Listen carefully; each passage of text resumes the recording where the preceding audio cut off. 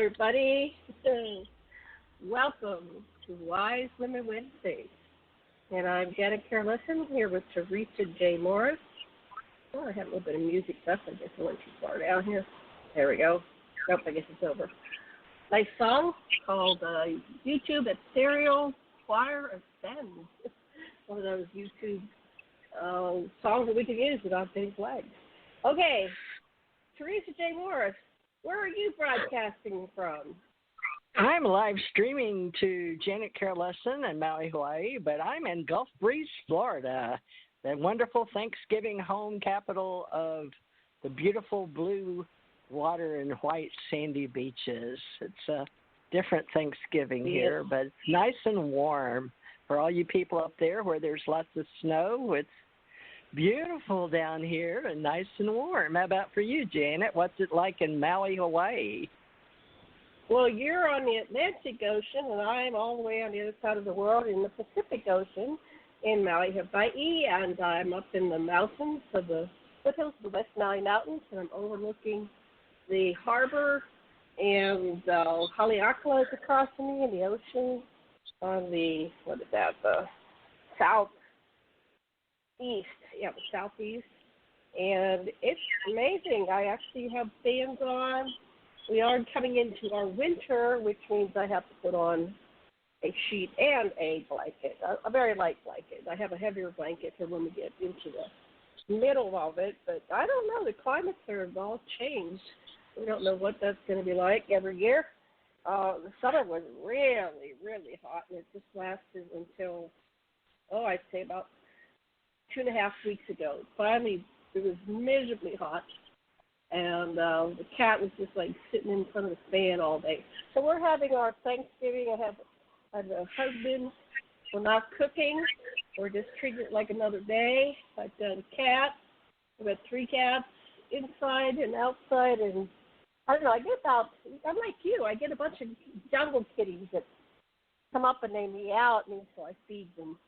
I keep extra cat food around.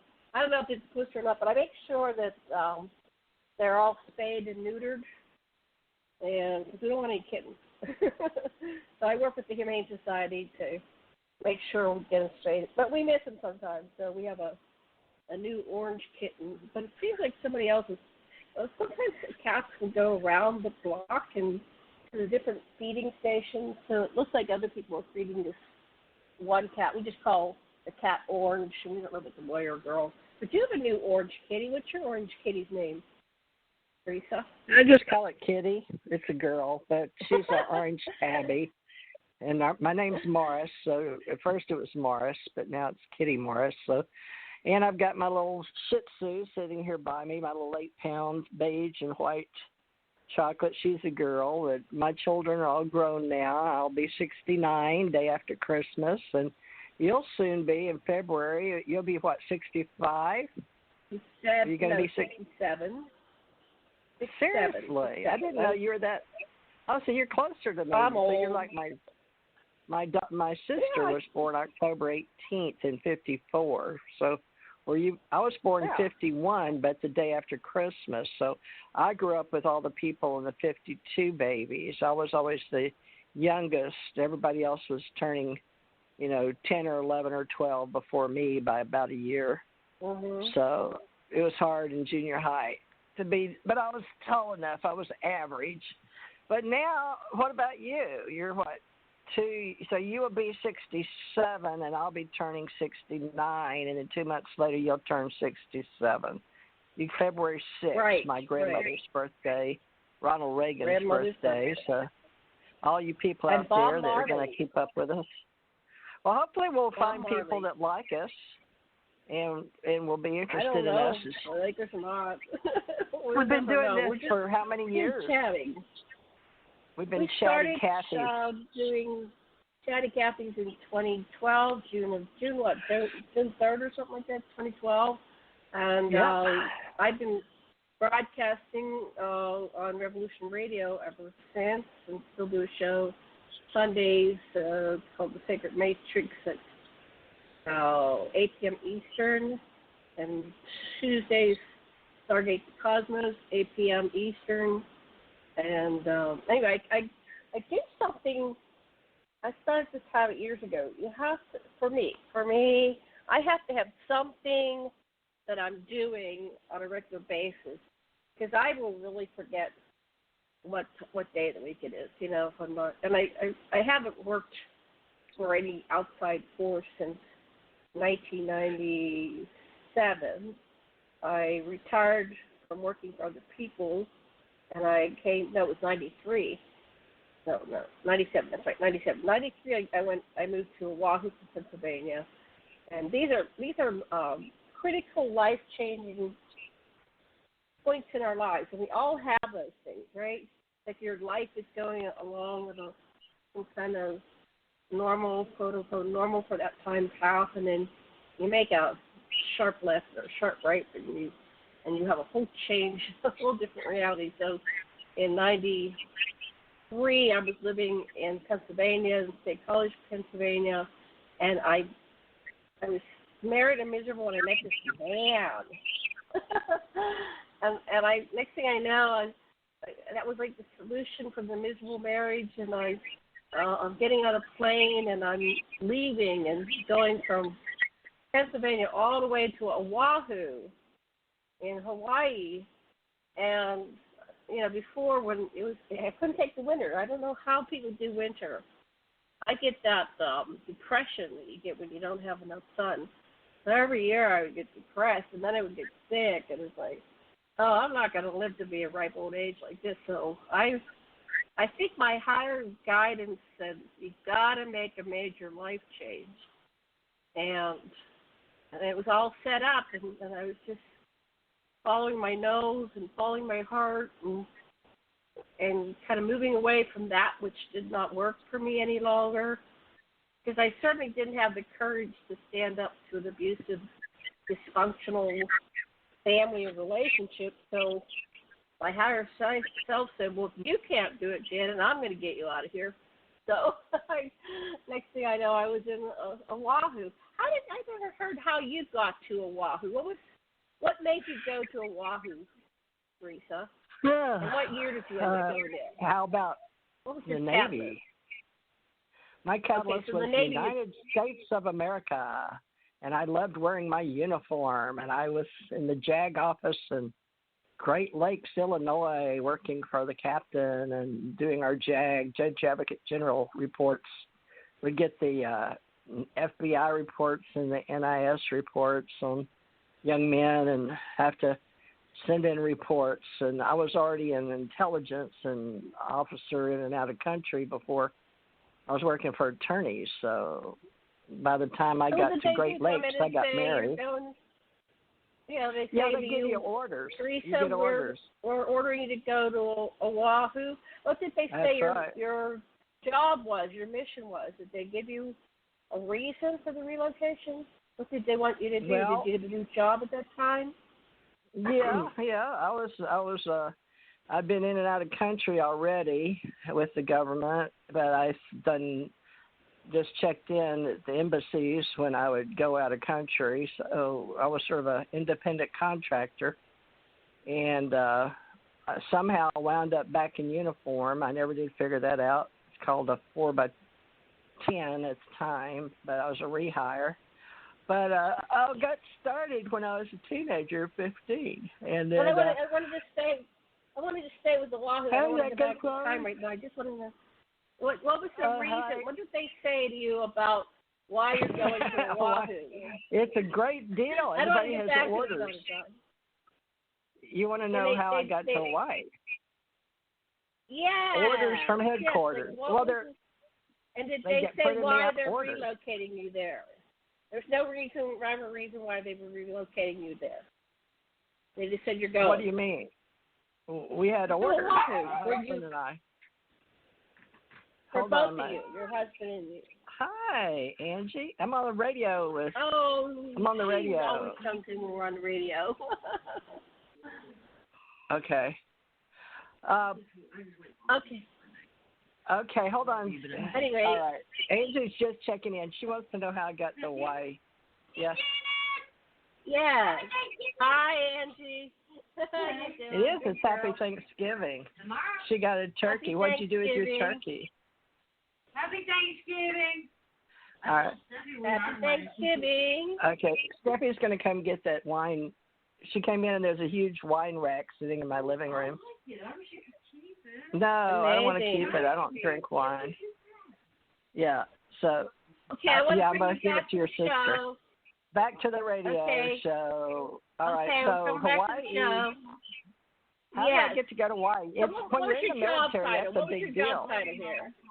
What was your job title when you came to Hawaii? What was your I job?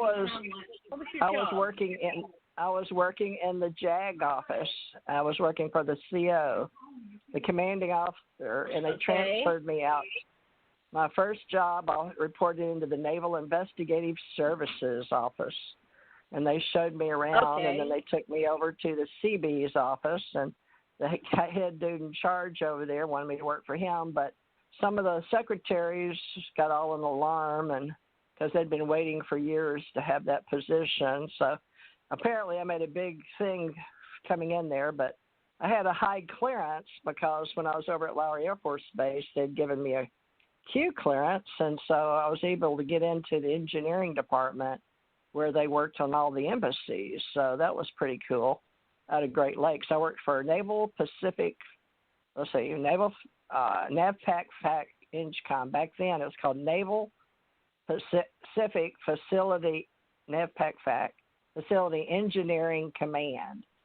And we just say NAVPAC FAC INCOM, but we all worked under SINCPAC Fleet. And then I would, my job as a civilian, because I was civilian and then I wore a reserve Navy uniform, and I would go get all the where the different ships would be into SINCPAC Fleet over at the main headquarters every morning and pick up all the different, whether it was confidential or secret or top secret, and put them in folder type things and take them out and distribute them over on the base. And basically just learn how to keep stuff secret in the vaults. And everywhere I went, somebody was under investigation at the time. So I would go around and just sort of be me and do what they told me to do. But I always worked for the commanding officer. I was very fortunate that I had good positions, but they moved me up, and I don't know, I wound up being a corporate president and CEO. That's when I started Jungle Beach, and I started a psychic network. So you, and I started a pension center. You had enough. Wait a minute, I want to ask you, because so you had a job you had to report to every day, right? Or how many days a week did you? When I was on Today Call, we worked a Monday through 10 Friday. hours a day, 6 days a week. No, we worked 10 hours a day, 6 days a week. But that was a remote location, and so they were long hours. But we were there to. Well, how did you get your job? Well, my boyfriend, I was transferred in. Jason Stewart, was a military family, and when he was a kid, his dad would take him around to the nuke facilities. So he had some kind of top. It wasn't his birth father; it was his mother's husband. So, but he was young when, she married this man. So it was his stepfather. So he had joint custody with the Stewart family, and this was in. Jason grew up in Los Angeles area and went to UCLA when he was 16.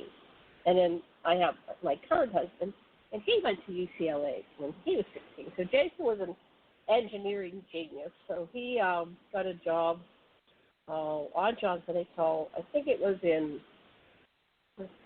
we were there in 1995, and he had been there somewhere in the 80s or something, like 5 or 10 years before. And he kept talking about it. He said, I love it there, I love it there. So then finally he had an accounting job or something. He said, Gemini, so he was a genius and he could do all kinds of different things. And so he was working as an accountant, and then he was training to be some kind of role in a ship. He wanted to work in ships or something, so he studied How really did you hard. get a job there?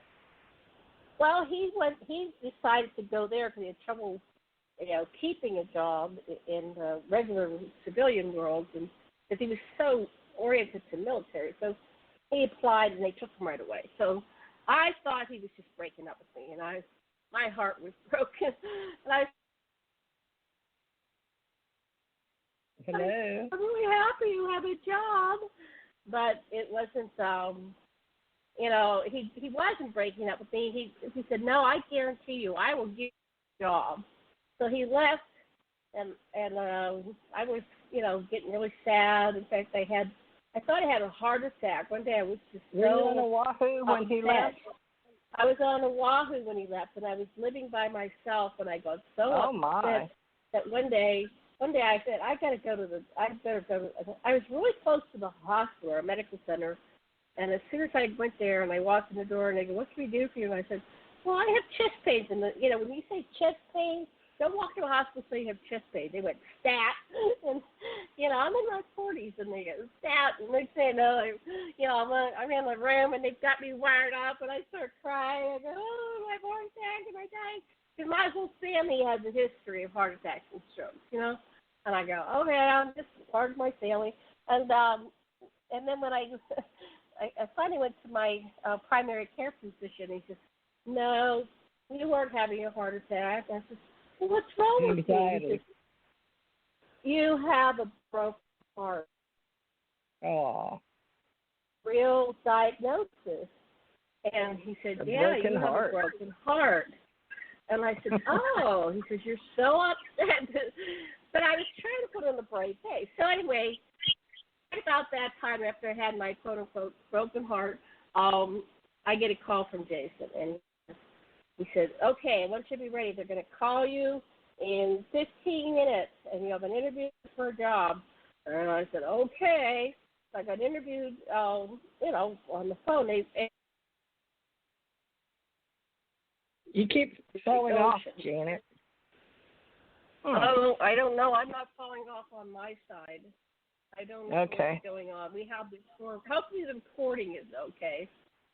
So when I got there, I got the job, and then I had enough time to put in what a kind notice. of job was it? Did he tell you to put in some paperwork? Did he take it for you, or did you have to go to office where I worked? We didn't have.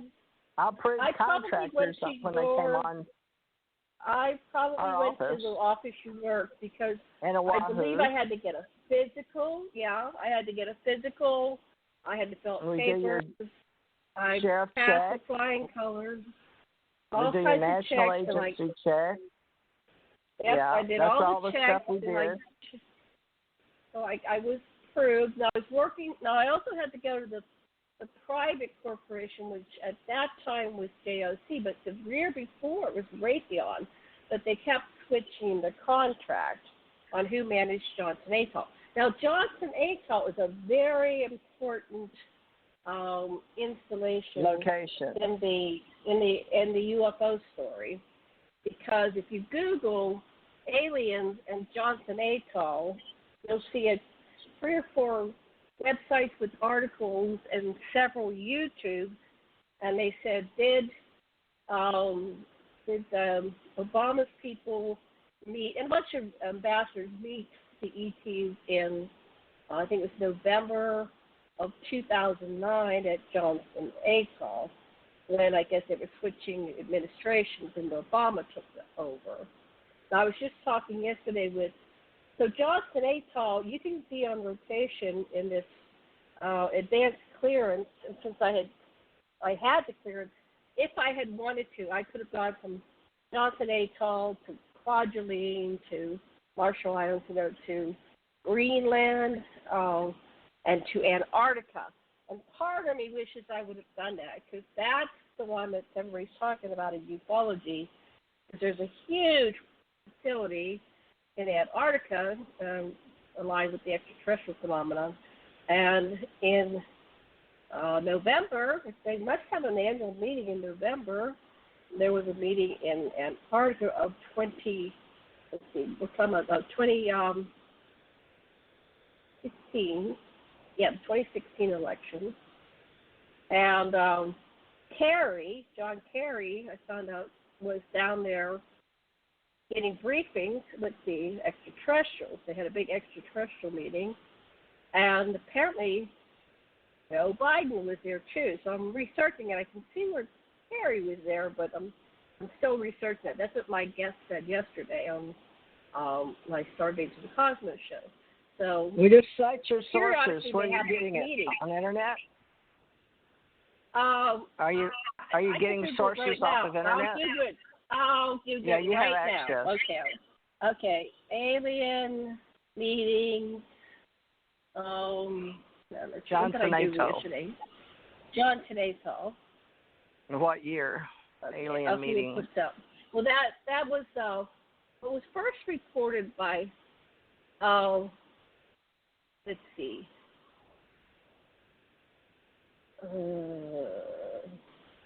U.S. military is liaising with extraterrestrial life, bibliotecopedes, the living moon. There's a YouTube one, another YouTube. There's a living moon. No, the living moon. Okay, so the living moon. What secret is that? bases. These is are that websites a YouTube that are account? Is it a domain? I click on it. Good question. Yeah, we're doing live research here. We'll do internet. Well, okay, apparently so when you pull we're up going the from moon, how we got involved in all this ET reporting. If you could pull this up, the living moon, it has secret bases, Johnson Atoll. It has a really good picture. It's hard to find really good pictures. They started pulling them. Who started pulling them? Pictures. I've noticed that over the time, there's less and less pictures that are showing on Johnson Atoll. Oh. But they still have them. Yeah, this one's a good site. I'll have to note that and go get some information. Why don't you tell people what Johnson Atoll is? Isn't it owned by the United States? It's an island. It's an island out there close to Hawaii, or is it near Guam? Let me read about it. Let me read it to you.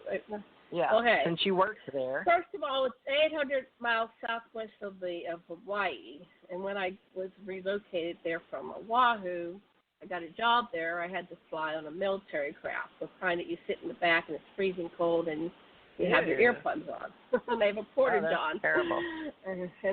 Really terrible. It was like I was cargo. But I didn't ever have to do that. Well, I'm just a grunt. What can I say? I'm just flew in jets and helicopters. You were important. No, I was just grunt. No, I just had good assignments, TDYs, yeah. Well, I was new. I was brand new. Anyways, a whole history in this Living Moon article. And so this doesn't have the reference to the ET, but it does call it a secret base, which is interesting. They call it a secret base. Well, I think you and I were chosen to go there. I think the extraterrestrials chose us and put us in for training because they have their own extraterrestrial training off planet, and you've always enjoyed talking about that with Tom and me back when he was alive. So you had your own training with Stargate, but we didn't work in Fort Meade, Maryland, where it got started with that guy, famous guy that Tommy worked with. What was his name? Anyway, I can't think now. All the old guys, but they put some up for show, for CIA, for show for the PR people that did what we did. They have a picture of the Thor missile launch failure on July 25th. It was a nuclear test on July 25th, 1962. So they tried to launch a test. They were launching to Bikini Atoll, And the failure of the Bluegill launch created, in effect, a dirty bomb that did not release the nuclear warhead plutonium debris into Johnson Atoll. As the missile fell into the ocean, south of the island was not recovered. However, it scattered radioactive debris over Johnson Atoll, contaminating the lagoon and Sand Island with plutonium for decades. So in 1962, this damn nuke exploded, and I'm going there in what year did I go? 95. So yeah. So I was working in a nuclear waste. When I look back, that's back on the mainland by 95. No, I was here. You were in Johnson Atoll. Island, waddling around with nuclear waste, and I would go past this little field which had a chain link fence, and they say, "Oh, well, we scraped all the nuclear waste over there." Oh, that's good. Just put it over there. Just put it over there, and the wind is blowing, and the birds are flying, and it's like, so I'm lucky. I was only there like a year and a couple months. I knew people that were lifers. They'd been there 20 years. So this is like how the government lies to you, right? It's like, oh, there's a good picture. This is a great It depends on if you're an experiment or not. Part of an experiment. I'm just a disposable unit. I'm part of the experiment. And there I was going to a nuclear Holocaust waste. And, well, that was way after this is a great time. Spiritual World Network. So when did you do Spiritual World Network? Or your spiritual center? When you met Higashida. I 93 or 4?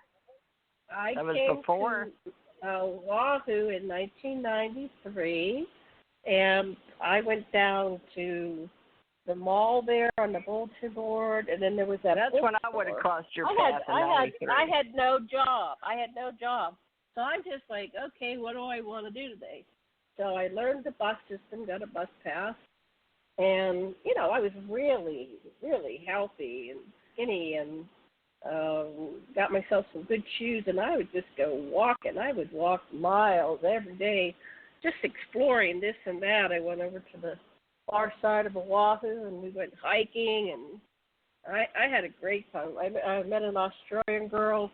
She was in tourist mode, and I'd say, okay, let's go. So we'd go in a different direction every day, and I had a great time. Just before you got to Johnson Atoll, that was 93. So when did your plane land? When did you leave Pennsylvania and wind up in Oahu? That was in 93, right? In 1993, so it was October 29th. I 2 days before Halloween. So I landed in October of 93. I had to find a place to live right away. So I went down to Waikiki, and there was a hotel that was closing, and they were renting these little tiny hotel rooms. I mean, it was just big enough for a queen size bed. You could just walk around it. That's all it was a room big enough to walk around it. It had a little tiny half closet. They were going to put a tiny kitchenette they had an under the counter fridge. They kept saying we're going to put a cooking top there. It never happened while I was there. And so I think I got like a hot plate and a coffee pot and toaster and I was just living very simple back then, and I remember it was $850 a month, and I'm going, for this thing, you could. It was so tiny, huh? I've lived in Waikiki too. Yeah, it was so tiny. It was $850. Well, so we lived tiny. at the military housing when they fly.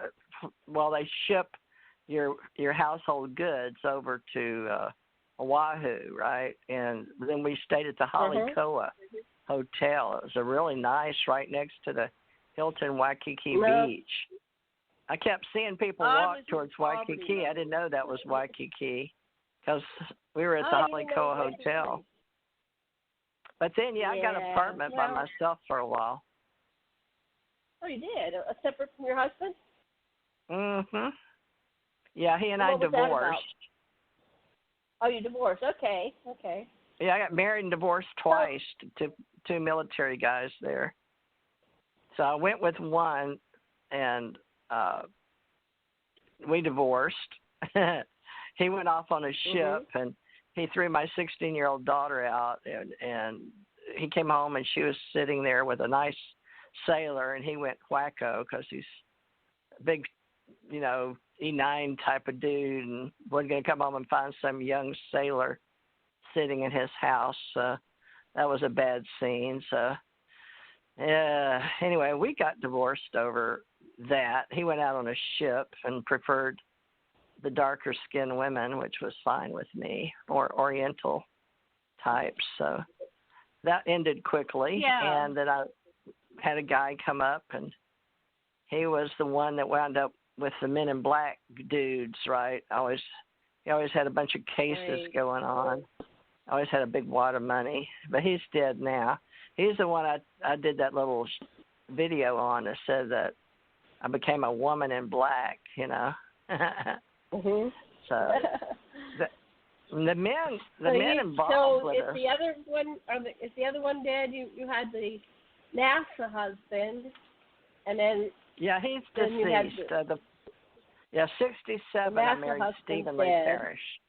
He's the one with the 4 girls, and then after him, I had the one in the military, and he and I are the one that moved our stuff from Great Lakes to Oahu together. He got a job too. I'm trying to remember. He was on board a ship, so he got stationed on board a ship where they went out and came and went. So I got to go on the ship a lot, but I got to go anyway because I worked over at the Personnel Information Security Office. I had a lot of jobs there. I had a lot of training, which made me wonder, once I didn't put all this together till I met you later, because it just didn't make the E.T. stories. But the J. Allen Hynek story was the Lowry Air Force in 85. So he apparently knew he was dying. So it makes sense why he would meet me and tell me to continue the work. And I was like, I don't understand because, I think that's 85. And then you and I meet 93. It was, I think we were meant to meet. I met J. Allen Hynek in, let's see, it was, I turned 21 before 93. Did you meet him in Pennsylvania? So I met him in New York City in 74 and 75. Don't you think that's odd that two women? 20,000 person. Well, we traveled the same circles. We had a 20,000 we weren't. I wasn't into UFOs. In New York. I wasn't into UFOs at all, ever. My brother was, but I wasn't. Well, I didn't understand my family. NASA, and I knew when the men walked on the moon, and I got to listen to the tapes, that they were seeing the ETs. But and then my uncles, when I was young and I died, and went to White Sands, but I didn't know all that went together. I really didn't. It's taken a long time to figure. Well, that's what we're doing. We're piecing the pieces of the puzzle together. Yeah, it doesn't make any sense. But, when you go back and look at your whole life and look at all the strange occurrences, there's room for supernatural. And you can say it was God sent or it was angelic sent or ET sent, but the fact that we both met J. Allen Hynek is strange to me because he was in charge of Project Blue Book. And you met Stanton Friedman, and Stanton was talking to me and my husband. So that didn't make sense. And I never went to any of those UFO things. So maybe that's what all this, how we wind up doing radio shows, was to help you have a Stargate to the Cosmos get together for Robert O'Dean that told you, he backed you $500. Of course, you gave it back to him before he died, but you wound up 8 years later having it anyway.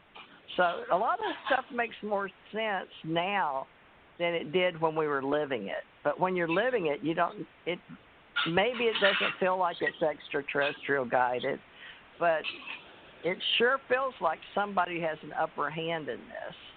It just always has. You don't think it's strange that you met J. Allen Hynek and you wind up Johnson Atoll and working in Hawaii? No, I think these things really help. They orchestrate us in some way, and they, influence us and guide us, and, Well, I think that's like worth investigating. My marriage could have worked forever, but my marriages could have worked forever, but they didn't work. So maybe that was part what was meant to be and part interference. But the government was always curious. In Hawaii, and that's where things really started taking off for me. But I've had FBI contacts all my life, and so who knows what forces are they? Extraterrestrial guiding us? Are they, human intervention? Are we doing this ourselves?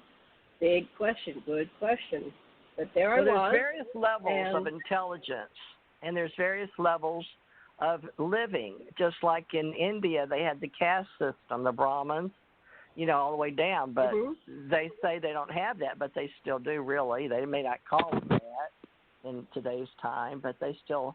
People live at levels based on when they're born and their culture and their traditions. But I think you and I are here to establish this sentient age and the fact that extraterrestrials never went away, and that we're all really extraterrestrials, and we just need to claim our heraldry. If you want to say that's in your blood. On an ongoing basis. It is. It's just... And over time, what I've been covering lately, I mean, we haven't had a talk, but I've been uncovering lately is the connection to the president and the extraterrestrial presence. So I had Gloria Hawker on, and what's her name? Gloria. I'm drawing a blank, but a few weeks ago, Gloria Hawker, who was at my conference, and I've known her for several years. No, wait, Gloria Hawker. Why do I know that name? Is Gloria is she one of the psychics? I'll tell you who she is. She is one of the first generation experiencers that worked with both Bud Hopkins and John Mack. So she and Elizabeth Anglin were on my show, connecting the dots. Talking about this, that. This is a long one. I just have a video here. I was only 3 minutes. Yeah. Anyway, she said that in 1997, she was a contactee. She had a couple children that were human, but then they came to her when her children were young, and they started to take her and put her in the breeding program, the ET breeding program. So she had a couple hybrid children. So in 1997, they came and got her, and they got 100 humans, females, and their hybrid children. And they put them in a large, craft. It was a circular craft, like a disc. And they went to southern New Mexico, probably with white sand. So this is the white sands connection.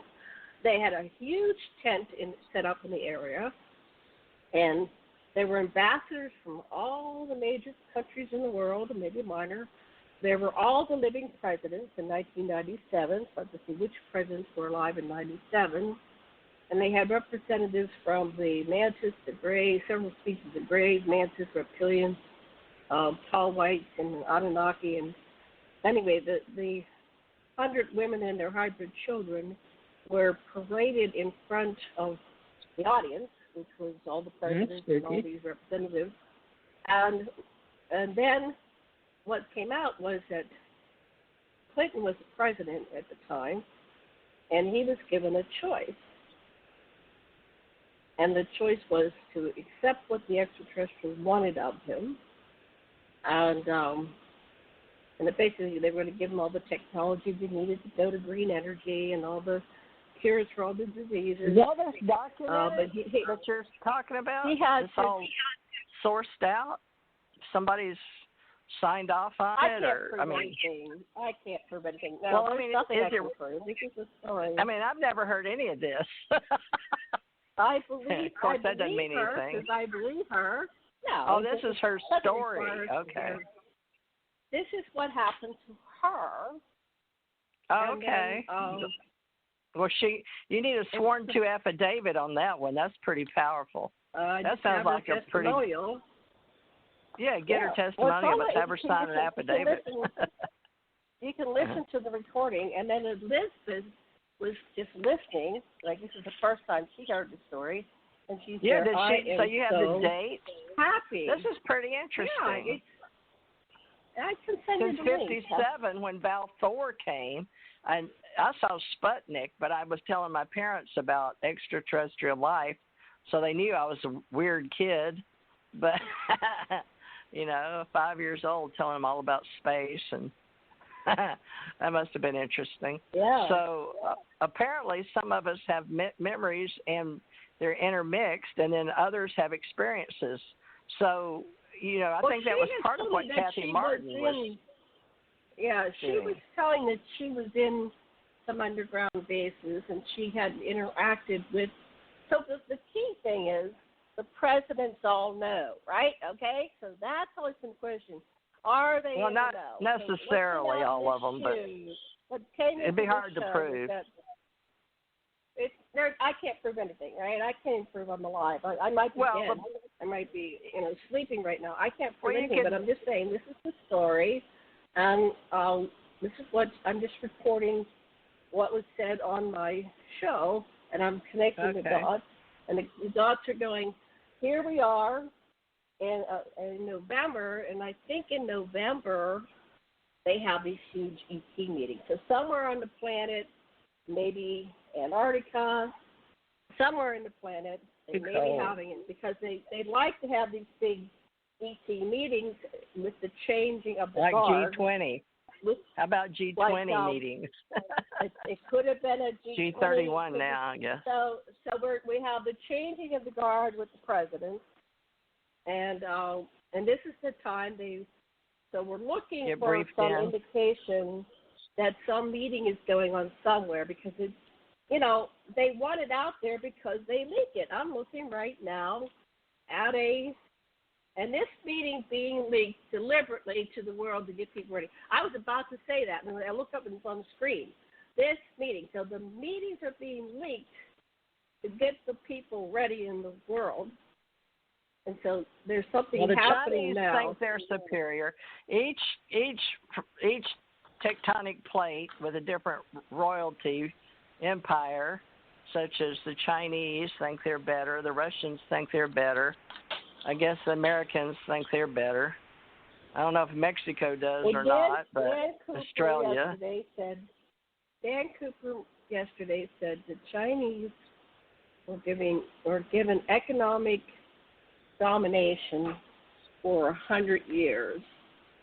Over what? The planet or space? The planet. It was like part of the. Let me put that. Let me grab. They were giving. I don't know. Starting from 2020, the Chinese you're researching and talking. Dominance. This is what my guest said yesterday. Oh, okay. So you're counting. Starting from 2020. No, I just have a note. Starting from 2020, the Chinese will have economic dominance for the next 100 years. Says who? And they joined. What sovereign? This is what he was. My person was reporting. Okay, this stop. That was Dan. Dan. You're talking to Dan yesterday. That they had joined the BRICS agreement, and BRICS stand for Brazil, Russia, India, China, and South Africa, and they control 70% of the world's economy. So anyway, it was a very interesting report, and I'm getting it up. I didn't get it all the way up yet. That was while we were doing Made in China. Are we still going to accept that in? Or I thought we put a tax heavily on that, but who knows? Because each country is right now fighting for their rights in space. Without getting political, I'm just connecting the dots. I have no proof. I'm just listening. Well, did Dan talk about space? Connecting the dots. Tell him who Dan Cooper is. Dan Cooper is. Dan Cooper is heavy legal background. Heavy legal background, right? And then patents. He worked for the CIA in legal. Oh. He was a paralegal for the CIA. I think that's what he said here. Yeah, he got hired by the CIA. He can legally say he worked for them, because it's for treason for most people. It's on his. He's a paralegal. He says it, and then people go, "How can you say all this stuff?" He says, "Because he was." He must have got a clearance from modified. He was genetically modified, like your husband was, and he was modified to be a warrior. And so for 20 years he served in the secret space program. He did not serve in this galaxy. He was in another galaxy. And basically to settle disputes, they often send their warriors. It could be one, it could be the warrior team. But instead of having a battle which destroys the planet and all the resources, they'll I send remember their warrior that story, team to settle disputes. So anyway... And so you're keeping up with all these stories and trying to piece them together. This is like a Corey Good, David Wilcox, this is like a story within a story within a story. Well, Corey's got the Blue Avion since, he started, right. And Emery Smith. And I don't track, this is my own Corey Good, Emery Smith, David Wilcox, Stephen Greer. Mine's called Dan Cooper. And all right, well, let's keep ours separate from theirs, because historically, I stay on the J. Allen Hynek side of the story, if you don't mind. Well, he's dead. He's dead. So I'm getting the latest. So it was wonderful. Historically, I'm saying. He said that we're close to, we're going to be hopefully releasing soon these new energy systems. Anti-gravity. It was inconclusive because we're a Draco colony. That's what he was basically saying. He said, the Dracos are Nazis, and the Nazis are not the Nazis like the 40s. They're modern. They're just a faction. Modern Draco Nazis, but basically what not a conspiracy theory. The United States dominates the secret space program. And they basically are in control of the largest faction. And of the China's ahead of us by 5 years. China in space is ahead of us, so they need to get over themselves on that. Talk to Mars Society, NASA. Well, there's the official space program, the NASA, and then there's the secret space program. So our secret space technology is way in advance of anybody else's. But, there are other factors. Well, I only know about the extraterrestrial groups, and that group, I guess, is the one. What extraterrestrial groups do you work with? Who are you working with right now? They say they're Nordic. Well, they won't say who they are because they don't use the same language as we do on the planet. So they can't, when they work on the planet, they adopt the names that we use down here because we talk, or they have different completely. But that was the hardest thing. Tom had his deal and I had my deal. So, Tom liked Army, I liked Navy. So everything would adapt. So this is very high, super secret space above, the ones that most of the people in the folklore or we have Ace Folklife, our group that studies, ancient history and ancient alien theory. But they all study pretty much what comes through the stories that they've uncovered on Earth, which you know all about with the Anunnaki. But then they also study all the others around from the natives and the ones that come through the Pleiades and the Orion's belt, because those were like the bus stops. We always said Orion. But the ones that I worked with that you know about with Tom, that was a much different group. That was a higher level that worked with the people like. Or did they? Well, everybody, all of them. That's just you're talking about extra biological entities. Ebens is the name that we use. There's a group that went to Serpo, and they called them the Ebens. That's fine. Did you That's have one any group, name that correlates this is above that. with the species? Yeah, it was way above. Okay, so it's what way did they above. look like? What did they look like? Were Humans. They humanoids? Okay, They're and were they different colors? What colors did they come in? They look just like you or me. They're just humans. They just orange, look like pink, us. Yellow, purple, different types. blue, So, black, white. no, they were humans. What colors They're did you see? white. Were they in They're the normal white people. human They don't range? get a lot of sun up in space, so you know they don't have colors in space. There's no so you didn't sunlight. See any blue or green. Oh, the or pale any blue. Yeah, the pale blue. The pale blue and the pale pink. But those are beings that are way up there in space. They don't have. They're universal.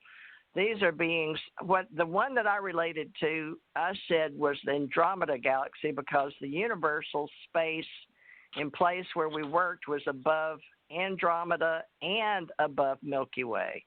They were above the clusters. They were out in the universe. So I suggest that when you and I talk, that when we talk, it's not like talking down, but it in a way it is, because when you're looking down at the Earth is sort of a orb-shaped object floating through space, looks like a marble, and then so it's really way, way, way above all that. So you have all those beings.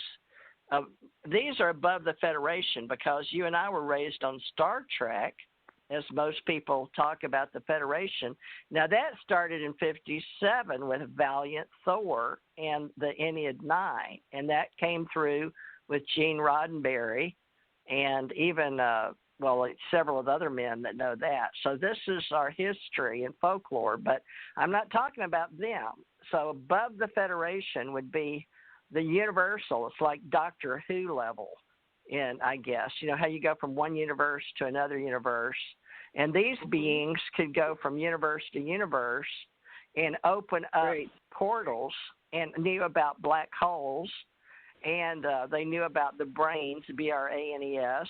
They knew about universes touching others, and all the bubble, what you used to call with me and Tom the Russian doll effect, because you have a bubble inside a bubble inside a bubble, like blowing up a universe, one with inside another, and they're like Russian dolls. So you have those that sit, and then in the quantum area of the way we think, thoughts and waves, once you get there, all these beings, from what I was told, they've been around for like billions and billions and billions of years. So by the time we get our knowledge from light speed down to the Dan Cooper level, we'll say, because Dan asked me once on your radio show if I told my people, maybe it was on my show, I forget, but it doesn't matter, folks. We cross syndicate shows. Janet and I have an agreement, but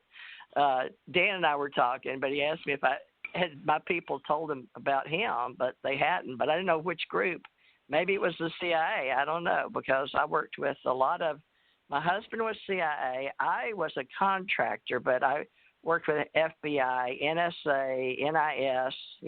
All the intelligence groups in the 80s worked together, and we even had offices next to each other into 95, 6, and 7 when we separated them. But off planet, my husband and I didn't know the difference between extraterrestrial military and human, like walking in and out of Washington, D.C. offices. You just got a feeling around them. And so this was my husband and I had 20 years together, 20 years and back. But his 20 years, he gave me 20 years from 95 till 2015, and then he went back. But he didn't take his body. He came back here to die. But the 20-year and back was physically 20 years here. And then I agreed to step down with these beings that are above the Federation. So, Janet, we've never done this before, but we do need to start in 2020. So all the people like Dan Cooper and all these people that work, and it's okay to work at the galaxy level, in this Milky Way galaxy. They're finding billions because people need to understand that where we are located, and if they can hear us, it's radio waves on a planet that is part of the Milky Way galaxy that uses only light speed, even though we do have above light speed. And we've proven this, 20 or 30 years ago when I was talking about it with scientists and people all over the world back when I wore a uniform. So we're always at least 100 years ahead. So,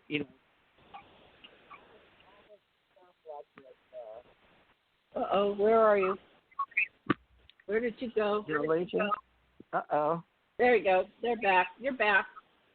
Okay. Oh, and I wanted to share something with you. I just remembered.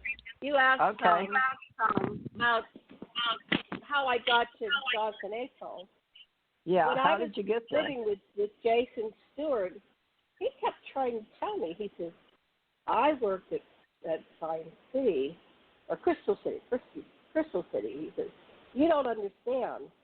I was in the meetings at Crystal City. So then, at times... Was it at Crystal City off base? He was trying to explain. It's part of... Well, Crystal City is in the Washington, D.C. area. Have you ever been to Crystal City? He said, you don't understand. We have an underground base, and, you go miles down, and they've got malls, and they've got, everything. He said, that's where the military... We have malls right down below, right there in Washington, D.C. for people. Can go underground. Right, yeah, but these weren't open to the public people. This is for those personnel only. And I'd see some... I wonder if he meant over in Pennsylvania where you lived. We had underground over in Pennsylvania where you lived. In D.C.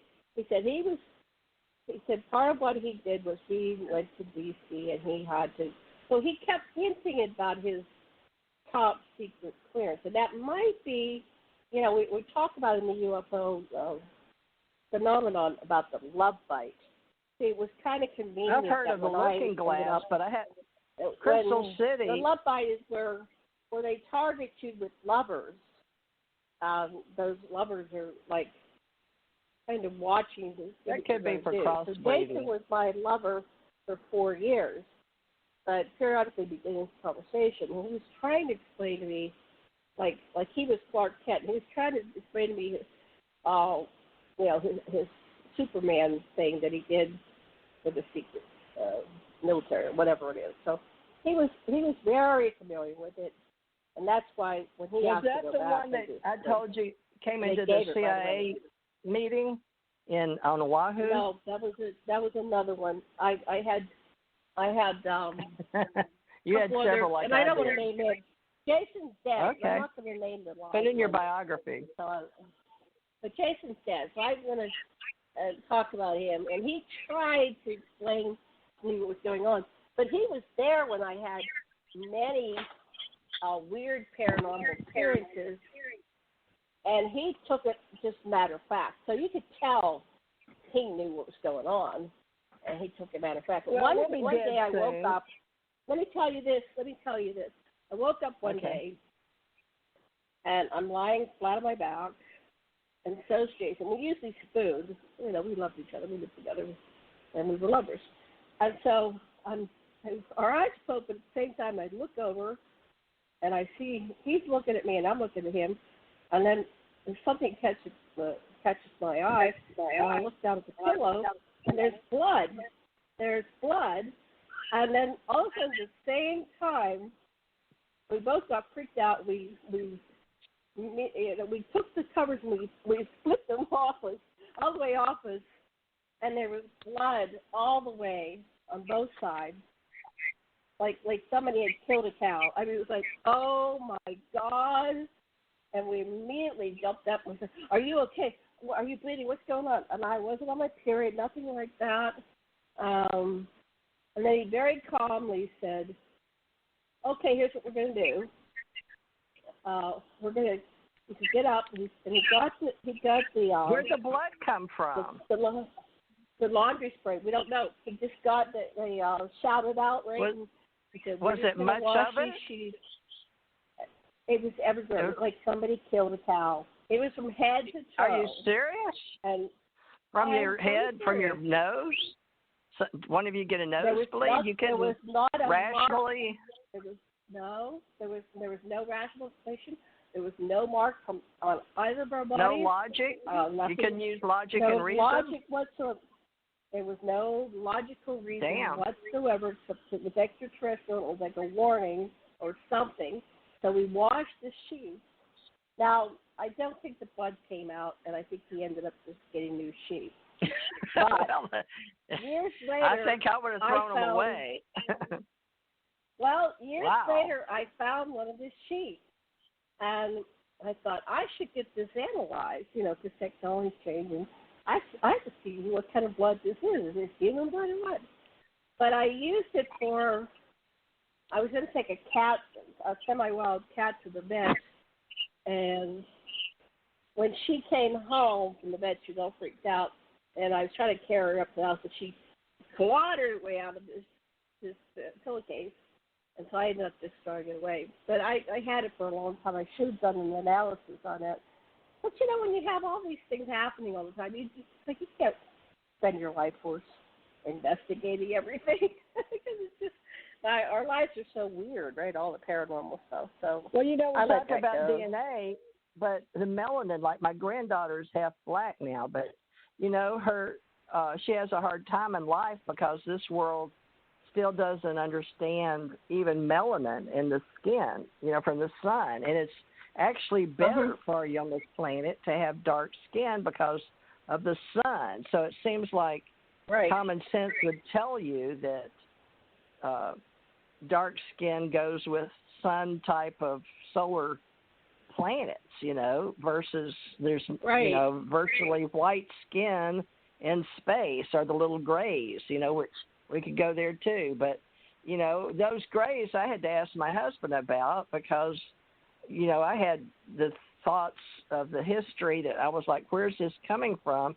So that's why I was asking about logic and reasoning. We've got to figure out a way to talk about all these levels to all these people and start getting with the fact that there's universes inside universes and bubbles, and, there's multiverses and metaverses, and then there's multidimensionals, and a lot of the people now in the UFO industry feuding among themselves will, discuss anti-gravity, since we've had it in the secret space, and then Bob Lazar and the extra elements we use in space are mining on the moon or Mars or wherever we're out there mining. I know we were, but the different countries were going to argue over the different elements on the moon, but that's like 30, 40 years ago, when all of them. But now we've got so many, 60, I think, out of 190, that are at least 29 maybe space that can get into space right now. I know Iran and all these other countries are wanting to, if they haven't already. I don't know. I know Russia and China and America are the main three, but while we're going into space, Tom and I used to joke about they gave the kids the matches and they took them away, and that's what Jim Mars used to quote. He thought that was a good quote, so he used it before he died. So when we talk, people will pick up what we're talking about if it resonates with them. So you and I, doing these extraterrestrial shows, we need to take it up to the next levels with quantum, because they're really trying to study it logically, and they're using the physics of zero Hyperion thought process now. And, Biden says science. He wants to use science, but he's a Catholic, and Kennedy was a Catholic. So, it's not like they're going to get rid of religion anytime soon, although a lot of people think they will. But the politics and religion go all the way back to Rome and, the Anunnaki and how to control people. So these are really in-depth currency, all the things that we're going to have.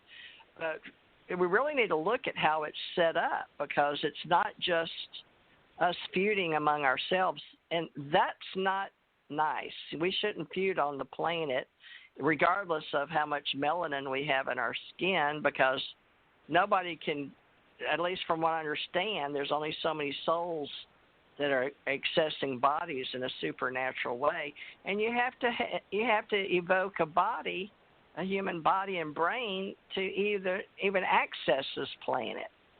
So we need to discuss with people about, and some levels do, about when they come down here to the levels as extraterrestrials. So hopefully people realize that we weren't just, well, I guess we're born here in a human form, so we all bleed red.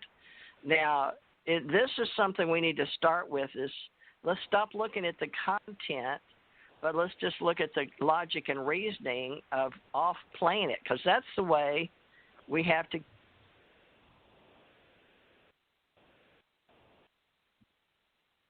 Where are you? There you are. All right. Well, let's talk about, when I say J. Allen Hynek, we use his classification, but that's very primitive now. The class 5s, because right. you and I are both E5s. Years ago, yeah. What year did Hynek die? Anyway, he's been 86. out of it. Yeah, that's ancient information. Right now, we got to catch up with what's going on. We can't even begin to catch up with what's going on. Elon Musk has got us. If we can all learn to, get out there in space and we stop fighting among ourselves, as regardless of how many extraterrestrial life forms are on this planet, we need to just get over ourselves, because we're not the only ones. And so that's the first trick, is to get over the ego. The extraterrestrial presence and the concept, but there's still the giggle factor when you talk about extraterrestrials, even though... Well, you have to accept that everybody's extraterrestrial. Everyone on this planet. The people that have been dummied down, and they can believe in Jesus and Buddha, and but they can't believe in ET, and it doesn't make sense. They're all extraterrestrial beings that came to the earth, and or well, they adopt place, some of the programs.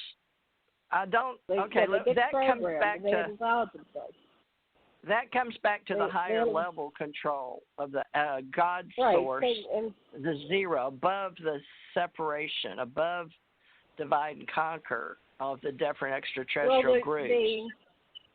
The divide and conquer level that exists currently right now here in the United States as we enter the end part of 2020, heading to 2021, is divide and conquer. And we're still dealing with the last factions of it as we head into the inauguration January 20th of 2021. However, only if we allow it. I can see that it's use logic and reasoning. Wait, let me talk for 5 minutes. Okay. Let's talk for 5 minutes, and then let's go back. We can't talk over each other because nobody has any concept figured out. So let me just say that. I'm going to start over then. So this is very important. What's coming down is he stated we need to get over ourselves and stop being so violent and recognize that we are allowing ourselves to be divided and conquered. And so we can get into nations against nations, but this whole thing is keeping us from getting the Star Trekian technology, which already exists. There's so much evidence coming forth about its existence, but we still have the haves and have-nots. And as long as we do, this is what was covered on my show with Dan yesterday, we covered it before. There exists free energy systems which cost nothing to operate, right? But because we spend most of our lives as human beings working just to pay for energy, we're always in the hole. We're always in debt. So part of our debt is not just money, but controlling the energy.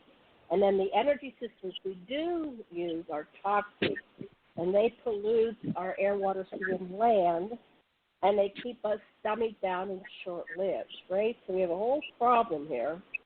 And the powers that be, whoever's at the top, there's arguments, is it Anunnaki, is it reptilians, is it, who really is the all-seeing-eyed top? It's the God level. And so, and it's not the God level, it's below the God level. God doesn't do this shit. This is just some megalomaniac. No, the God level beings, not one God with a beard up there on a cloud.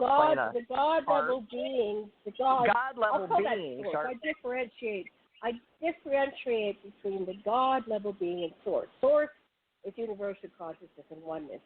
God is a little controlling the matrix, controlling the dynamics that keep humanity enslaved. And so we there's have various to levels of gods, beyond various levels of universes. God level to the source level, and that's how we can. And actually, we have to be careful about words because words keep us locked into certain beliefs. That's why you go into Abraxas and Hyperion. You go into the zero quantum source. God has been hijacked. God is just a title. God is like king or queen or. I say good on actually, delivery. What we're learning is that there's no difference between presidents and kings. They're all monarchy. They're all some powerful human that controls everything else. So one thing I didn't realize is that ontology. Xi Jinping is president for life. I went, oh, and Putin is president until 2036, basically his life, 2036. So we're having this problem because they don't want to give up the money. China's got an issue with people right now. He won't be just he's not an he may think he's emperor for life, but that's now you're not keeping up with China. The people aren't agreeing with that anymore. The young folks have already rebelled in China. Some of them aren't even working now. Some of them are saying, screw this. So China has a lot of issues. We have some rebellion, and we have rebellion here all over the world. The problem is the higher levels because we're not people are starving. Long. Right. The problem is people are starving, so we really have to not, starve people. That's a cool way to die. But that means more and more and more and more and more and more and more and more. We're having a distribution problem, a resource management problem, and so we're reaching the starvation level. And you can't ignore it. You can't put your head in the sand. So we have to address the issue. So hopefully we're going to shift to this higher. I know it's not perfect. I know there's a lot of, but we're moving in the right direction. What we have with us always.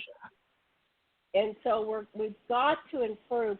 But we are what empowers everything. We believe you got to look at the level where you are personally. The only person we can change is ourselves. And so that goes back to the source. I'm here to inspire. I'm here to inspire the best I can do with the little life I have and the years and days that I get to live. That's the Bodhisattva level. I'm going to stay here until everybody gets to my level of existence.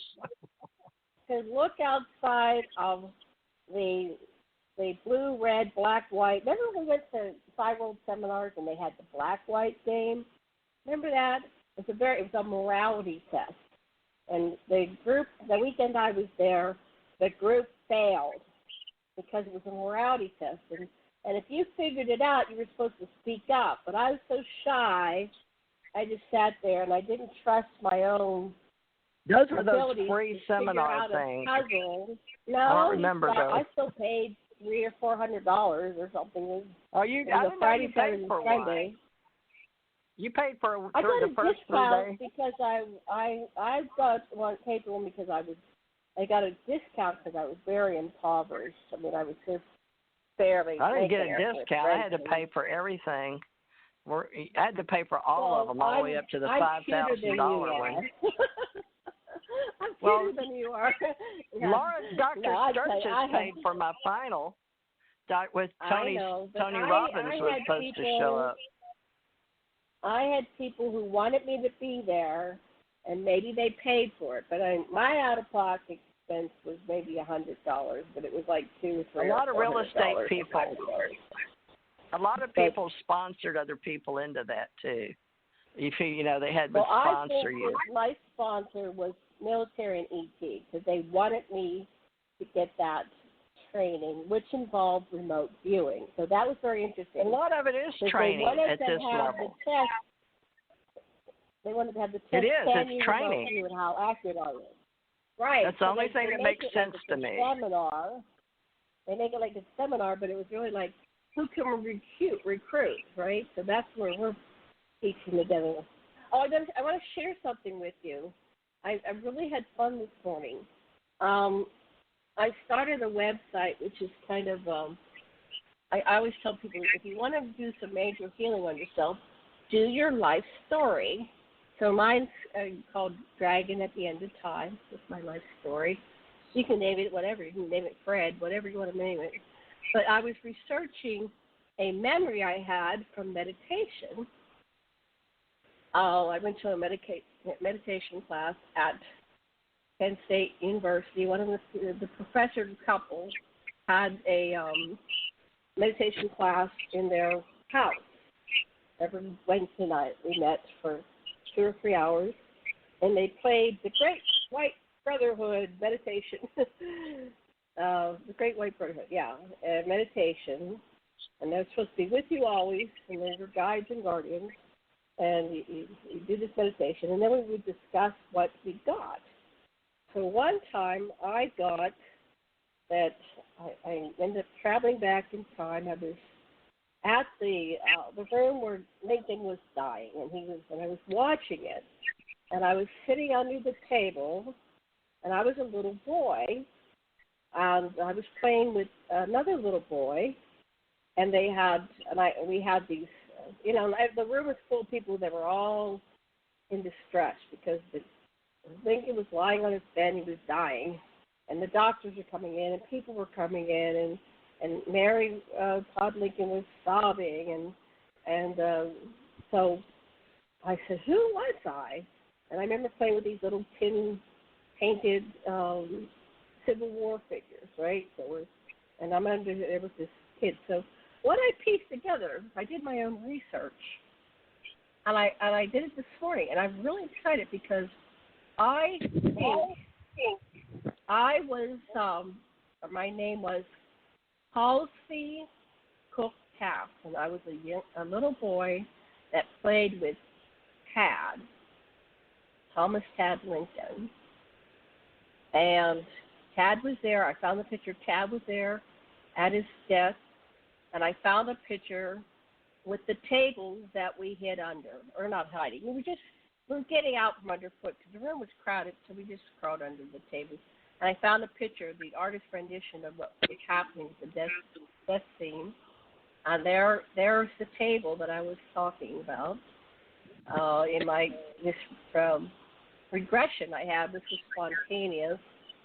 And Gideon Wells, my mother, when I was growing up, said that Gideon Wells was a relative, an uncle or something. And Gideon Wells was the Secretary of the Navy under Lincoln. So here Gideon is sitting at the end on of the foot of the bed. There's a chair brought in. So anyway, it's very interesting. It's like, so it's possible. But now you're getting into reincarnation. I saw the past life. I saw my own past life, and I got a picture of myself. I went, right, oh I've heard that story back me. when you were working with Andrew Bashago in his Lincoln stories years back in the 2012, I think. Remember the Lincoln stories? Right, but I finally today found a picture. I found the name. Story. I found the name of who I was. Halsey Taft, and I had an older brother, Horatio Nelson Taft. And Horatio Nelson Taft has a book, I didn't get to click through. It's a series of 3 books of diaries that he kept for the entire time. His family was connected with the Lincoln White House. So maybe I'll find stories about who I was and what I did. But not everybody thinks like us. Back in time. Yeah. We're weird. We're just totally weird. I mean, and we were normal in school, but as we got older and putting together. I've never been weird. I've never been normal, TJ. Never, because I was having ET contact. I could act normal, relatively normal, but I was never quote unquote normal. But you weren't picked on in high school, were you? I wasn't picked on. I was a majorette. I was always extremely popular. I was always popular, very well known. I was picked on by the boys. I think the boys because you were tiny, maybe. And I was really cute. I was cute. I was definitely cute. Everybody would say, "Oh, she's so cute." Yeah, but I want to be pretty. But she's so cute. When we talk to people about writing their stories of their own life stories, which I've sort of sponsored on all my radio shows for years, but folks, you separate your own life story, and then we do have the level Janet's talking about memories and past lives. I've got some with Thoth or being Thoth in pyramids back, which came up once I was regressed. So we talk about past life. We talk about being regressed by other human beings. I was taken back by a nurse, and then Dr. Laura Sturgis in Hawaii when I was over there.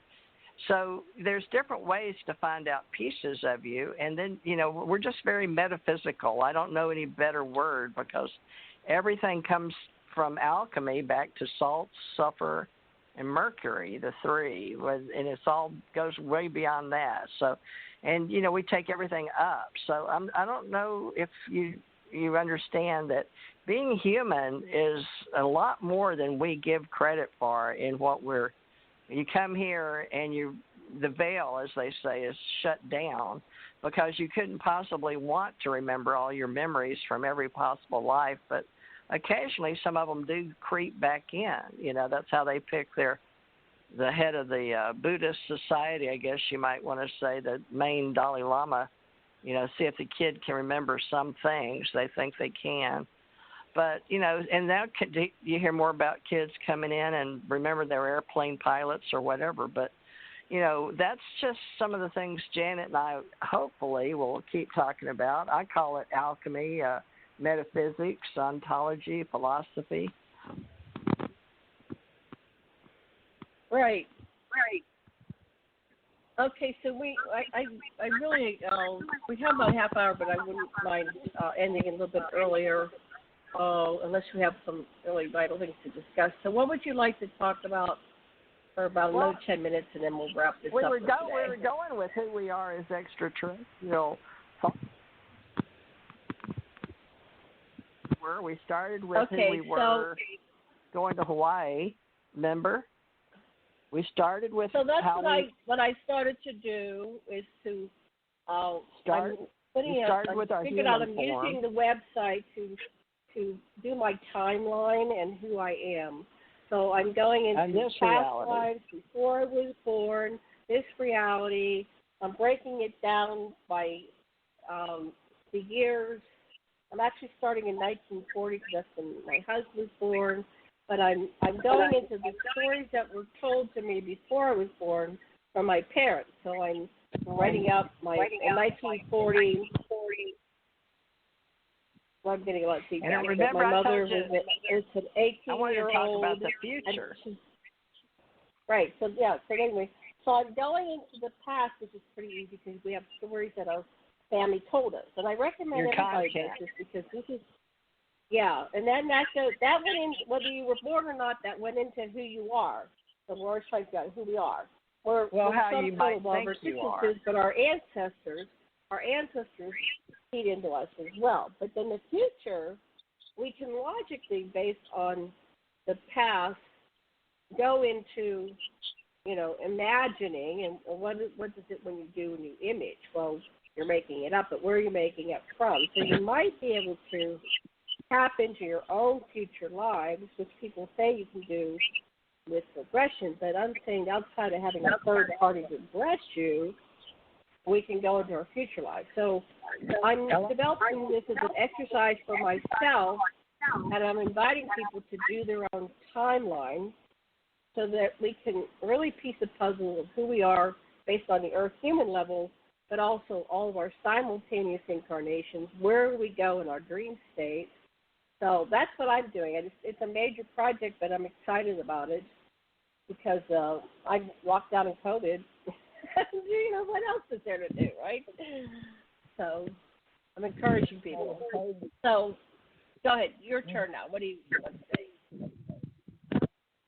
To talk about what we create in the future universally, because having died and living to tell about it, you yourself as well, is the fact that we've had near-death experiences and out-of-body experiences for different reasons.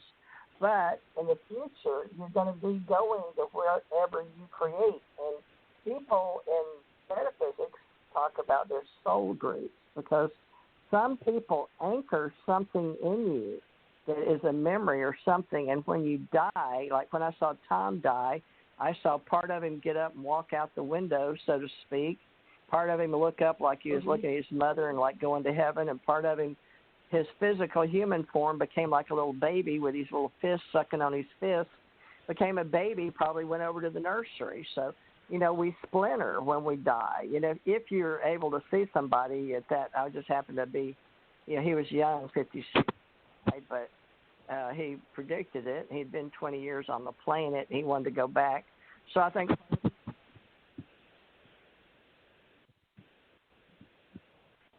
Uh-oh, where are you? I think the future... Can you hear me? Did it fade? Now I can. It's like you fade periodically. I don't care. I'm sorry. I think the future is what we make it. And this can be heaven or hell, but so can the future. And I don't want to be stuck in my brain again where I go back. I remember being sunk down in my brain, Janet. I was in prison in this human life form as a child in the 3rd or 4th grade and stuck in bed, and I couldn't move, and all I could do is climb in and out of my brain tissue, through it, in it, and out it. But it was inner sight. What was going on that you terrible. couldn't move? Tell our listeners I was sick. I had already had hepatitis in the 2nd grade, so I was still, my liver wasn't completely healed. They had to take all my blood, and I was yellow, right? But even by the next year, I would still get severe liver problems where I couldn't move and couldn't eat, and Mother'd have to lay me. I'd be pooping on myself on towels. So I was delirious, but I sank down at that age over and over several times where I was a trapped soul inside a human brain, and it was terrible. Oh my God.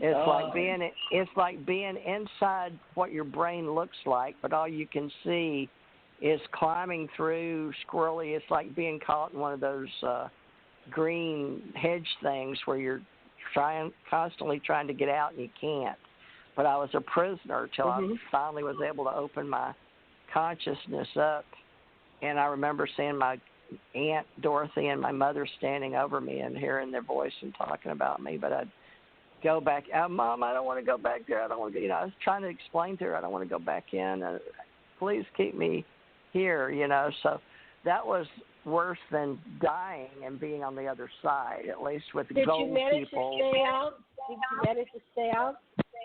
No, there's a well, I'm back, I came out finally, but no, when you're caught in between, when you're a prisoner of your human form and you're not consciously and you're not dead, people haven't proven this, and I haven't seen anything in the study of the brain, and I do study neuroscience and festivals of science on internet and on YouTube all the time. But I haven't seen the level of intelligence or the level of study of the brain or the human soul or spirit where they understand that we are not of this earth and that we do leave and, that the life goes on. But we are a small piece. Our consciousness, when I died, I would take my consciousness and have out of body and leave my body out and go into space. So I still have that, and I can still face space in this reality. So now I'm just a very good precognition or, remote viewer or whatever, psychic or whatever you want to say. But I, as a child, but I don't ever want to be caught again in between being stuck in this human form, and I can't get out and go to heaven either. But I want people to know you need to really be clear of keeping good thoughts, because when you're alone with just you and your spirit, it doesn't die just because your body does. Also, if you're not dead and you're in your body and in a coma while your body's healing, it's terrible to be stuck in your brain, and that was so terrible. I did it so many times. So it's when you lose control. So please take care of your body. Do what you can to, if you're going to have a human form, being a life form as extra biological entity on the planet, please take care of your human form until it's time for you to pass at a level where you completely strike out. Because, gosh, I would hate to be. I've seen them where they've induced coma on my stepfather while he healed, so they can induce coma, and I have had surgeries. That's what they're doing. That's what they're doing with the COVID people. Are they in some kind of hell, I wonder? So you weren't really in an induced coma, but you were in a coma. Delirious. So they might be in. So you might have been in like a hell of sorts. It was hell. It was terrible hell in my brain. Yeah, it was in this human form. There was a series where this man was in a coma, and his girlfriend. They didn't quite get married. His girlfriend was in the hospital. They were on the way to get married or something, and they got a car crash, and then he was put in this coma. And the whole series was about him walking around the hospital, and then somehow he would sometimes get messages through to his girlfriend. Eventually convinced him that he was. I think I have to watch it again. It was a really good series. Well, thank God I learned to die. He learned how to appear to her. Yeah. Well, wow. Remember when Gigi died, I learned how to leave my body completely. That's when I left out of my top of my head. So I wasn't trapped as an adult anymore because I learned how to do out of body. And you can train yourself at lucid dreaming and listen to music at night. And they have the Hemi-Sync from the Monroe Institute. But you need to learn how to not get trapped in your own mind. It's just terrible. Oh my God! That was the worst fear of my life growing up as a child, was being stuck back again. So I tried to stay very, very healthy. I never drank, smoked, or I would never do anything to hurt my body. But I just lived a normal Southern life. Whatever that means. But gosh, the type of experiences we have. Now, the ones I had with Tom, that 20 years and back program with Secret Space is what Janet calls it. But it's learning about things that normally you have to be briefed into it, read into it, have a clearance level. And also, your brain has to be able to accept it, because there's nothing worse than to trip your brain if you're not ready for information and to receive it. You'll get haywire and dizzy and dysfunctional, and it's not like being on up and up. They call it DMT. I've never done a DMT trip, dimethyltryptamine, but I never. I know lots of people have, and they said it was really beneficial. It was kind of like the veil pass, like when you have a near-death experience and out-of-body experience. The veil faded, and they were able to see what was going on. So Sasha used to hang out with Terrence McKenna when he was alive. Yeah. I guess they were colleagues, and he flew over to the Big Island, and Terrence came over and visited the house, and they had dinner and weekend parties, I guess, while he was here and still alive. But when I moved here, don't you? You can leave your body at night. I leave all the time. Don't you do that? What they're saying is that when we go through the yugas, we align with the galactic core, which is aligning with the universal core. It's like the yugas are the cycles within the cycles within the cycles. Right. They talk about yugas because I can talk about it. When we finally, it's kind of like Stonehenge. When we align with the sun, it comes through the hole in the hole in Stonehenge. So. Yeah. And so we have a universal place where it's going to come through and do a DMT activation. And supposedly that's part of the ascension process. Right. Well, the ascension age and what I was brought or said I would come back and stay, apparently I agreed to work with the extraterrestrials and all these symbols that they've given me that I didn't know until I found them, with the phones and helping get the internet going, things like that. We're all helping with the internet, but Oh, there's so many levels of existence. So just don't think that being only in human form, but you need to learn how to be out of body as well. You need to learn that, you're more than just your talking human ego id, I guess the two levels. So there's at least three of you, but we all.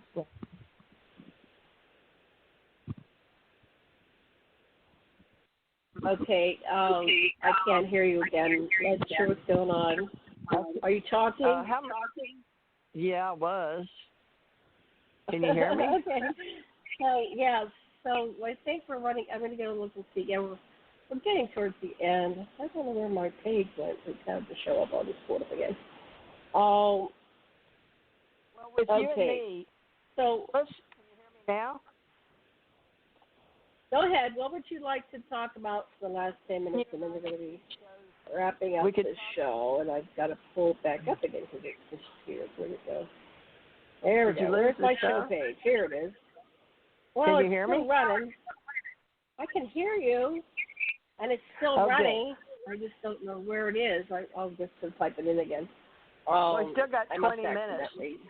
Well, let's talk about... Okay, so... In the future, we can talk about being more than we are in the now and more than our history that we're writing up. Most people at 50 or above are writing their life stories because that's just what we do. But we like to take a history of who we are, and then we're going to write our future after 2020. So 2020 is a year to reflect on who you are, what you are, take inventory of yourself, your culture, your traditions. But then what are we going to be in 2020? Let's say we need to be able to think way in the future, like we have a time traveling. Wasn't that what you were saying? Because I told you about the man that made his hell. Yeah, I think we can time travel in our own minds, and people are afraid of making things up. But you just remember, so we've got to do it. Energy and material cannot be created or destroyed in unchanging form. So where are you making it up from? So it's okay to make it up. It's not written in stone. You don't have to go down that timeline. You are the the author of your own story, and so if you don't like where you're going, you change the channel, switch the lane. So, and Tesla said imagine. He was strictly a receiver, right? So all the brilliant, Einstein and Tesla both, all the brilliant minds in science knew they were strictly receivers. Their minds were the receivers of the thoughts, the universal. It's all out there, folks. It's available to you. We of this extraterrestrial essence are co-creators with the divine source. So as a co-creator, if we want to set our course to a certain perspective or future history, timeline, whatever you want to call it, we can manifest and create it. So I've been really learning it. At night I go off planet, I go to school, I teach school, I have these different lives and different roles, and I often, know where my apartment or my house or wherever I'm at. You said you've seen Tom, and it was some kind of like a nice small house by the. So you at one point you said he was in a location like a cottage. That was when he first passed. Yeah, when he first passed. Is he but still since there, I've seen him, did he? No, he's come and visited. He came and visited my grandson here in the house while I was sleeping. But tell us about that. Now, what did he do? No, he just came and sat down and talked to my grandson. But the time I saw him in space. So what did he say to your grandson? What did he say to your grandson before we go to this space? Yeah, he just. But how did he know it was your husband? He saw him. How do you know it was? He saw him just like it was you and me. It was really. He just talked to him, just visited with him and left. So nothing profound, just how's things going. Was he 3D? Was he solid? To my grandson, he was. And then he just disappeared. Was solid to your grandson? Yeah, like a hologram, but we could do holograms. What did he do? Yeah, he was very logical, rational. He just told me, Grandpa came and sat across, because he was sleeping in here on the couch, and across on the little couch, and I said, well, he didn't come to see me. He said, nobody asked about you. How's Grandma doing? But he said, I said, well, what did y'all talk about? He said, just how's things going? He didn't stay long. He just checked in and wanted to let me know, see how I'm doing, and then he just disappeared. I was like, wow. And I asked him the same thing. He said he looked solid.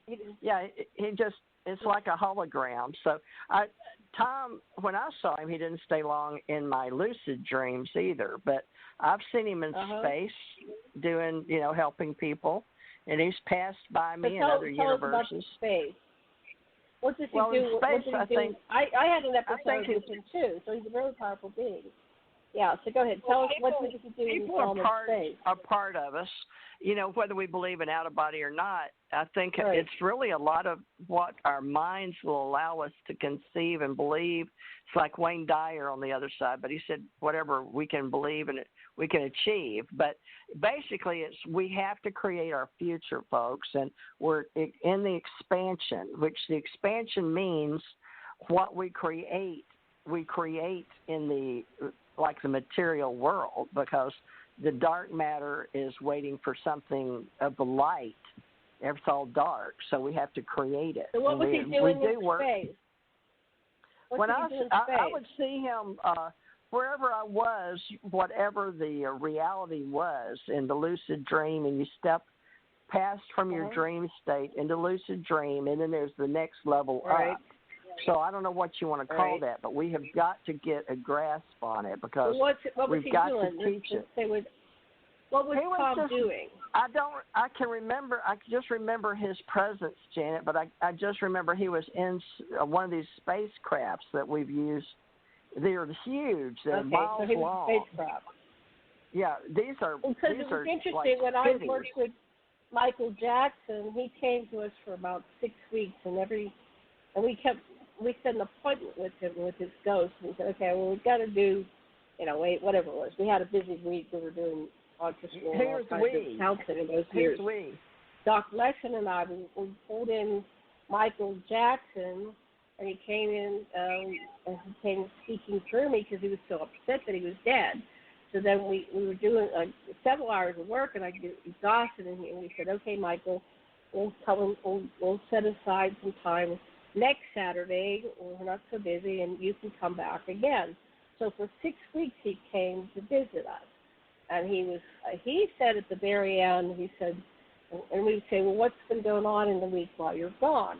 And he said, well, he said, I know you'll believe this because I understand, but he said, I found a craft, a spacecraft, and I don't really call it spacecraft. It wasn't UFOs, but he knew what it was. And he said that he said, I'm not ready to go into the light and over on the other side. I like being in the earth plane realm. I'm able to work with people even though I'm not in form, and I'm learning how to work, do it better. So he said, Dave agreed to let me join them, and they're going to train me on, how to work with humanity from that realm. So that was the last time I saw him. And so he was this is what we were working on in the Secret Space program. And Michael Jackson, I got to work with him on the planet. I was one of his psychics. He had several. But he came to Hawaii to meet with me. So, we all cross paths for a reason. And I really believe it's to expand what we're thinking, and so we can get on with the rest of the future. And it's going to be hard for people to grasp it, but we've got to build it into our psyche. The government knows this. That's why they worked with the Monroe Institute. And, the Stargate program. Let me finish the next part of this, because I wanted to finish part, okay, and then I'll you're pass Michael Jackson. You.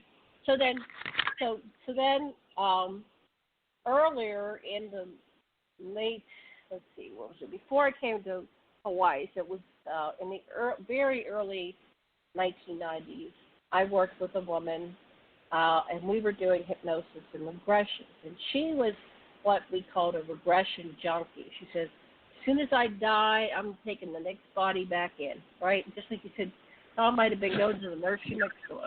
And she said, I loved being incarnated in human form and the lessons I learned, and so she had no problems about coming back. She remembered, like I said, I don't judge people's stories. I love them to tell us. but she remembered with extreme great detail that she was Marilyn Monroe. And the point I'm trying to get to, though, is not what happened. She didn't tell me what happened. She said, when I died, I went on board ship. And so that was a second. She goes, I don't believe in UFOs. You do, but I went on board ship. So that was another one. Whitney Strieber says that there are contactees, experiencers that see their dead ones, beloved, on board ship. So this might be something really going on. And then the final thing is about Tom. So one day, I've seen Philip Coppens on one. Remember Philip Coppens? Right. That was, I'm and he was a past life. life. He's past life, right?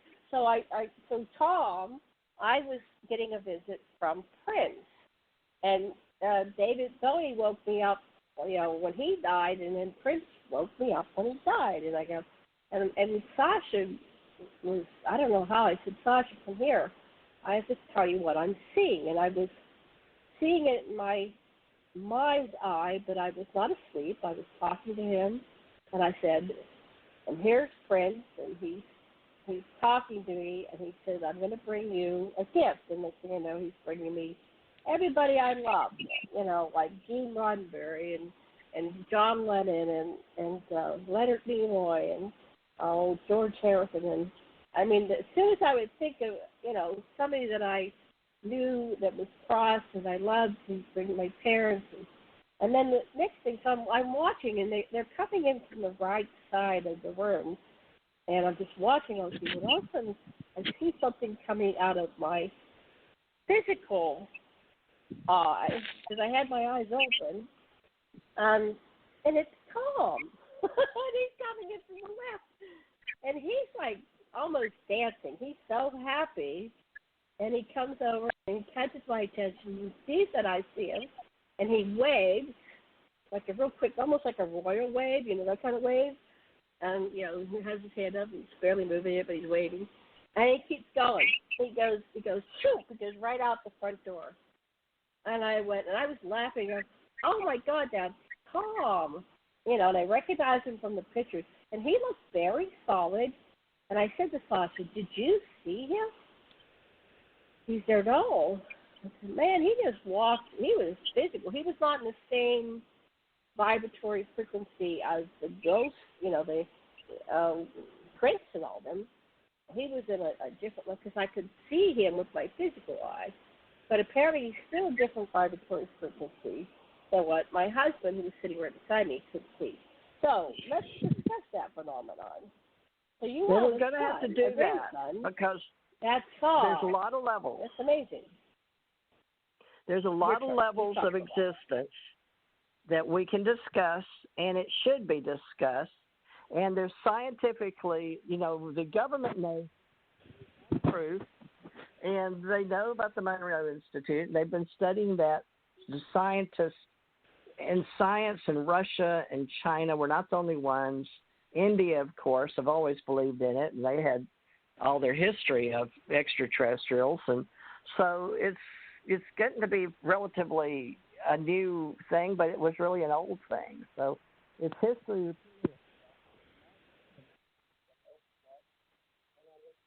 Uh-oh. Keep going. Where are you? Can you hear me now? I can.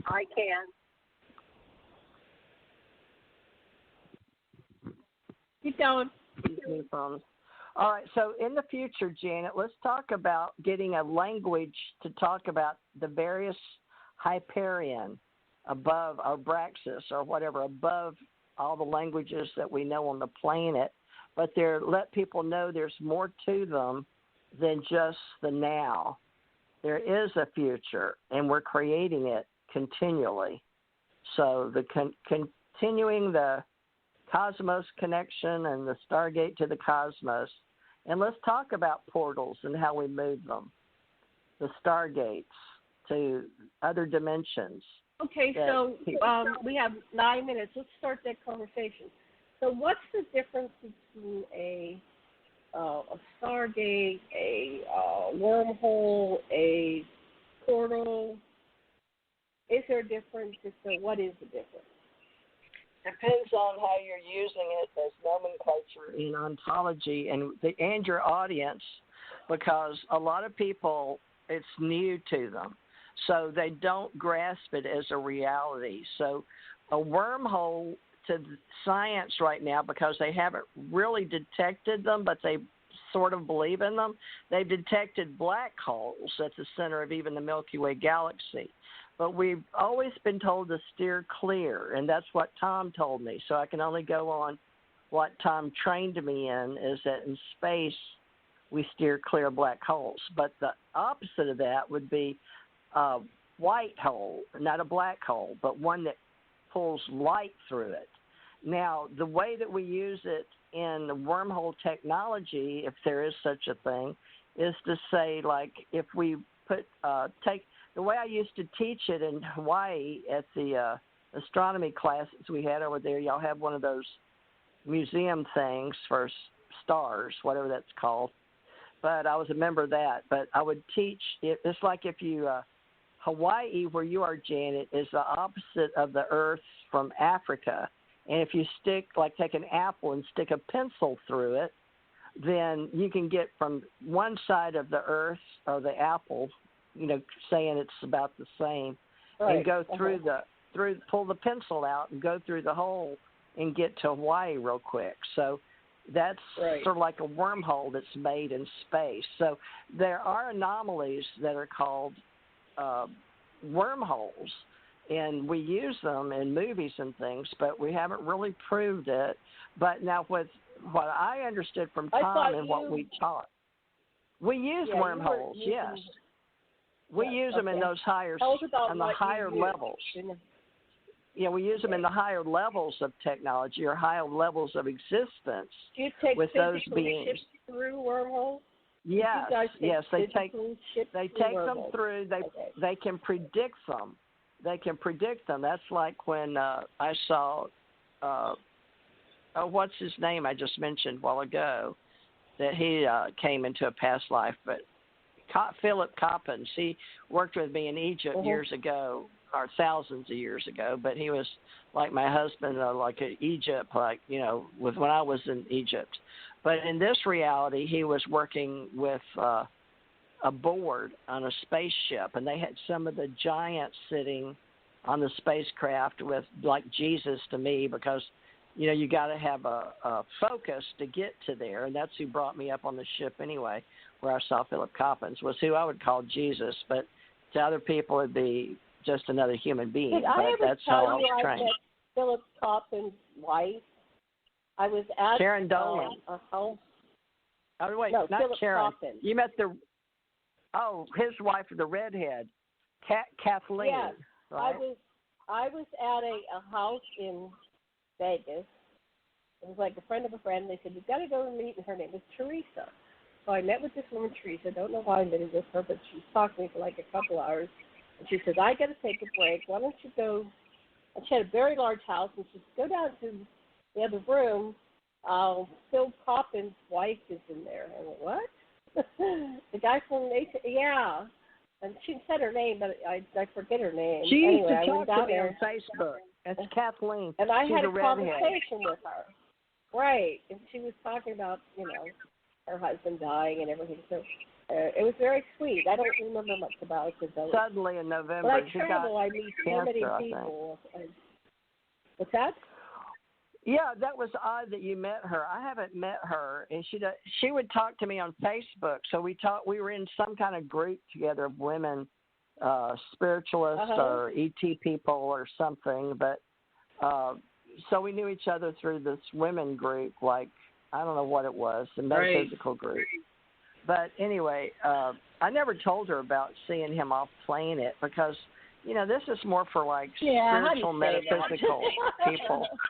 Well, there's not, and when I talk about J. Allen Hynek, people think I'm bragging, but it wasn't, because for years I didn't pay any attention to what he wanted me to do because I didn't know what to do. I would call or email or write, not email back then, I'd write to them, but I never got response. So, and the secretary was in Denver, and anyway, not till I met Jan Aldrich when they got the files back, But anyway, it's a long story, folks, how all this goes together. But there's something going on, so don't give up on the supernatural or the magic, because I don't care what anybody says. I have seen magic happen in this reality with a straight face. And even when I've died and come back, or, given childbirth and come back, or seen people off planet or in space, there's a whole other reality. And so Janet asked the difference.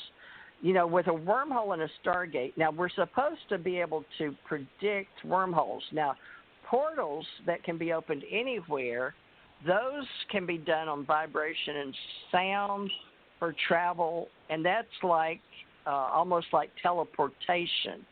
And there is a difference. Now, some people call stargates because of the way that we seen movies and the way it's been used. We use stargates now, like thinking of how you get from one dimension to another, or even in did they have portals? They had wormholes on Star Trek with the Ennead 9 and Gene Roddenberry's stories, right? Janet, they had so what it is it gets into our consciousness. So it depends on if it's in someone's consciousness and how they use the term in language and nomenclature among their people, their groups. So we have to establish, Janet, our own diction, our own how we're going to go forward, because we know that we are part of the group. And we told Jan when he came on, not Rich, but the other Jan that was with me. Well, TJ, I hate to interrupt you, but we're running out of time. So why don't you we'll just remember the final words? Yeah, and we'll do this again next Wednesday. And I just want to say to our listeners that if you want to ask us questions, please email me at Aquarian Radio, AQUARIAN. It's Aquarian like Aquarius, not aquarium like the fish tank, at gmail.com. And send us your questions. And you can always join us in the chat here at 646-649-0893. So that when TJ gets her, clears up her internet problems, so we will be simulcasting on both. Can we do the alien contact thing too, and set up how we can use get different people to be in different groups? Because they can do different groups. Alien contact. If you want to be a guest, contact me, and we'll do a show with you. But you have to have some kind of book or some kind of your experiencer or something interesting about you. We don't want to talk about Tupperware. Okay, so what your final words, and then the music's going to come on. So go ahead. What would you like to say about how to contact you, TJ, real quick here? All right. Are we going to do this next week then, and we'll just, wherever we go, we go? Same time, same bad channel. We go. All right. Yes. All okay, right. we're running out of time here. A lot of metaphysical extraterrestrial stuff, and hopefully be wise women in the future. All right. Well, thanks, Janet. Okay. Next week, thank then. you so much. Next All week, right. I'll look forward to it. Aloha, everybody. All right. Thank you, Janet. Bye-bye. Thank you. Bye-bye.